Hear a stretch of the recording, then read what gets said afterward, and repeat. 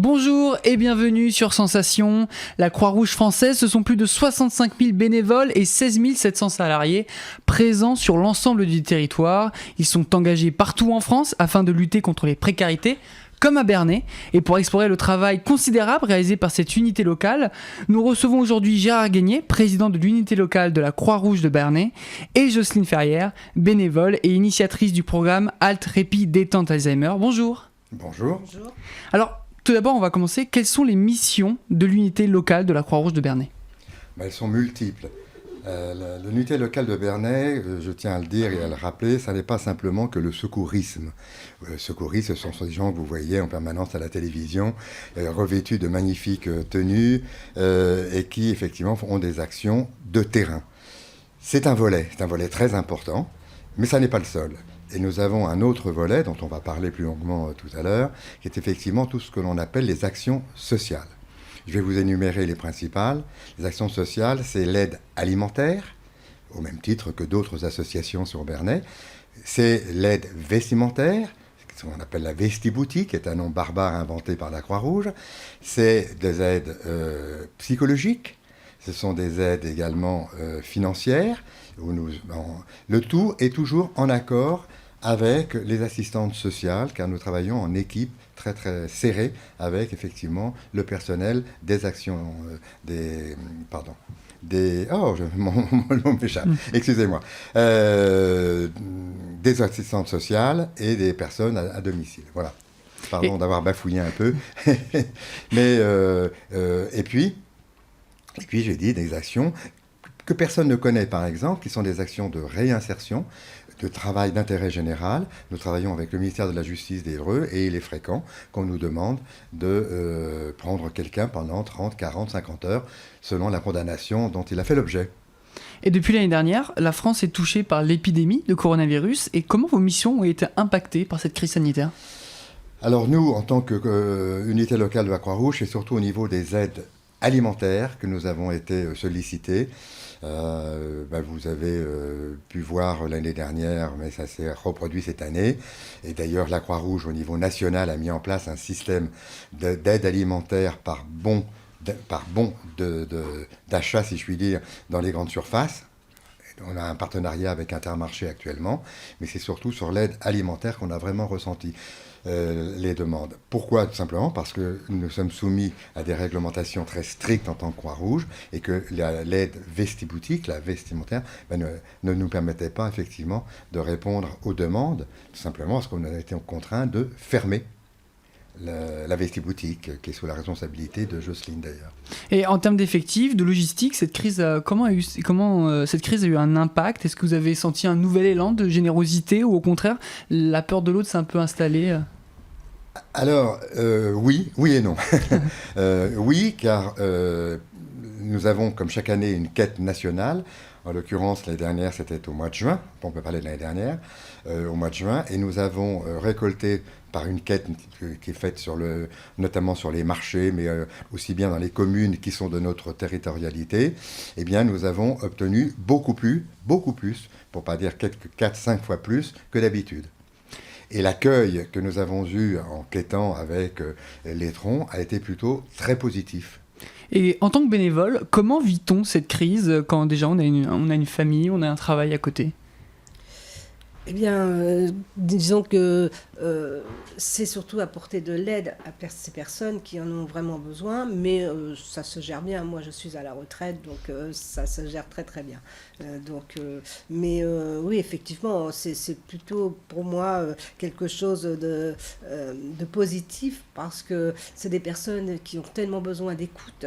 Et quand ils viennent à la vestiboutique, parfois ils n'achètent même pas, mais ils viennent nous parler un petit peu de leurs petits soucis, de leurs problèmes presque personnels. Et des fois, on est un petit peu limite en tant qu'assistante sociale, on va dire. Mais bon, on ne rentre pas dans ce grand domaine, mais on est là quand même pour essayer de soutenir toutes ces personnes et qui sont beaucoup plus que l'année dernière. Et depuis le 2 décembre 2020, l'unité locale de la Croix-Rouge de Bernay a créé une halte répit détente Alzheimer, appelée aussi HRDA. Je rappelle qu'en France, la maladie d'Alzheimer touche aujourd'hui près de 900 000 personnes. Pouvez-vous nous expliquer à quoi sert une HRDA ? Alors une HRDA, c'est une halte répit et détente pour personnes atteintes de maladie Alzheimer et aussi de maladies apparentées. Donc cette halte répit, on est beaucoup plus pour l'aidant. Ces personnes qui sont en souffrance auprès de leurs parents ou de leur famille, où ils ne peuvent pas parfois subvenir à tout, quoi, par la fatigue, par le manque de connaissances pour les orienter vers d'autres établissements, et surtout, c'est surtout pour les personnes qui ont toute une journée leurs parents à s'occuper, quoi. Donc ça permet, cette halte répit, de prendre ces personnes atteintes de maladie Alzheimer et de donner un temps à l'aidant l'après-midi pendant 2 heures. Donc ça leur permet d'aller chez le coiffeur, faire leurs courses, se reposer, peut-être même rester chez eux et souffler, quoi. Et qui peut accéder à cette aide ? Vous avez dit l'aidant, mais comment ça se fait ? C'est sur inscription ? Alors, voilà, c'est sur inscription, pardon. C'est sur inscription et aussi déjà avoir un diagnostic. Parce que la halte répit, c'est pour personnes atteintes de maladie Alzheimer débutantes et nous ne sommes pas médicalisés. Nous sommes simplement pour soulager les dents. Donc après, il peut y avoir des orientations dans les mois à venir, voilà, parce qu'on ne pourra plus peut-être garder cette personne et on pourra les orienter vers d'autres structures. Mais dans les médias, c'est surtout des personnes atteintes de maladie Alzheimer débutantes. Et au sein de cette HRDA, il n'y a que des bénévoles ou il y a aussi des professionnels de santé, des psychologues qui viennent vous aider ? Alors pour l'instant, non, c'est que des bénévoles, mais des bénévoles professionnels. C'est-à-dire nous sommes 2. Moi qui suis donc aide médico-psychologique, assistante de soins en gérontologie, où j'ai une connaissance de la personne âgée depuis plus de 28 ans, et pour avoir aussi travaillé sur des accueils de jour, sur des structures hospitalières. Donc là, dernièrement, j'ai une collègue qui elle aussi est aide médico-psychologique, qui est à la retraite, qui est venue me rejoindre. Donc nous avons cette chance, c'est de pouvoir avoir déjà 2 professionnels et une autre personne qui est bénévole pour nous aider aussi.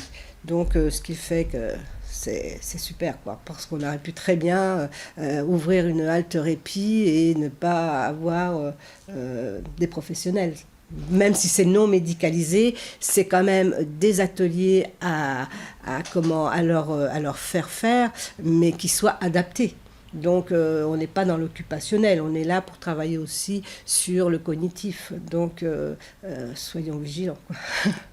Et pourquoi vous êtes impliqué personnellement dans ce projet ? Pourquoi avoir créé cette HRDA qui, je le rappelle, est une grande première dans le département de l'Eure ? Alors pourquoi ? Parce que quand j'ai travaillé sur 2 accueils de jour. Un sur Paris, pendant des années, et sur le centre d'action sociale de la ville de Paris, et puis ici à l'hôpital de Bernay, où j'ai eu cette chance de pouvoir avoir ce poste de travailler sur cet accueil de jour. Donc en recevant tout le temps de toutes ces personnes et en étant accompagnée par leur famille qui arrivent mais désespérés, des fois où ils n'ont pas dormi de la nuit, ou des fois ils ne savent plus quoi faire parce qu'il devient agressif, ou bien le malade devient agressif, ne veut plus manger, ne se rappelle même plus comment s'appelle, c'est même pas sa femme qui est en face, ou son mari, elle ne connaît même plus le nom des personnes. Alors forcément, ils sont épuisés par tout ça, et donc ils demandent de l'aide. Donc je trouve que on doit les aider, ces personnes. C'est pas parce qu'on reçoit ces personnes qui sont malades qu'il faut laisser tomber ces familles. Donc, je me suis tout le temps dit que, avec tout ce que j'ai vu aussi sur toute ma carrière professionnelle, bien, je me suis dit si vraiment, quand je serai à la retraite, si je peux, j'aimerais justement m'occuper de ces personnes, surtout des aidants. Donc, ce qui fait que depuis quelques années, on parle beaucoup de halte répit, mais qui ne sont pas encore qui se sont pas encore étalés sur la province, quoi. Je veux dire, sur Paris, on en parlait déjà, mais il y a une dizaine d'années de ça déjà, mais que maintenant évolue de plus en plus. Et là, on a la chance, c'est que, par la Croix-Rouge, eh bien, on a pu ouvrir cette halte répit, quoi.